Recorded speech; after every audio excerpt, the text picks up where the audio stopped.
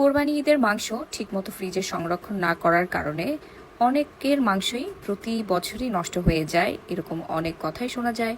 আজকে আমি আপনাদেরকে দেখাবো কিভাবে আপনারা কোরবানির মাংস ফ্রিজে সংরক্ষণ করবেন, যেভাবে সংরক্ষণ করলে খুব দ্রুত মাংস জমবে, বরফ হবে এবং মাংস নষ্ট হবে না, মাংসের স্বাদ অতুলনীয় থাকবে। তো প্রতিবেশী এবং আত্মীয় স্বজন, গরিব দুঃখীদের দেওয়ার পর আমাদের মাংস বেঁচেছে। এই মাংসগুলো কিভাবে সংরক্ষণ করছি সেটাই আজকের ভিডিওতে আপনাদেরকে শেয়ার করব। সো প্রথমে দেখতে পাচ্ছিলেন আমি ডিপ ফ্রিজের মধ্যে কিছু পানি ভর্তি বোতলগুলো রেখে দিয়েছি। এতে হয় কি, অনেক ফ্রিজে আছে উপর থেকে ঠান্ডা হয়, আবার অনেক ফ্রিজ আছে নিচ থেকে ঠান্ডা হয়।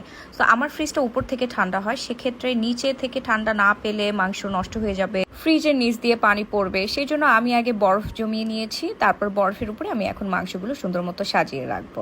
তার আগে ফ্যানের নিচে অথবা এসি রুমে মাংসগুলো রেখে একটু নর্মাল করে নিতে হবে, একটু শুকানো অথবা একটু ঠান্ডা করে নিয়ে তারপর ফ্রিজের মধ্যে রাখলে খুবই ভালো থাকে। এইভাবে আমি লেয়ার বাই লেয়ার বড় প্যাকেটগুলো নিচের দিকে দিয়ে ছোট প্যাকেটগুলো উপরের দিকে দিয়ে সাজিয়ে রেখেছি, যেন বড় প্যাকেটের মাংসগুলো খুব দ্রুত জমে যায়। দেন আমি কারণ বাজার থেকে কিছু বরফও নিয়ে আসছিলাম, বরফ এনে উপরে দিয়ে দিয়েছি যেন খুব দ্রুত মাংসটা জমে যায়, এবং মাংস এভাবে কিন্তু খুবই ভালো থাকে।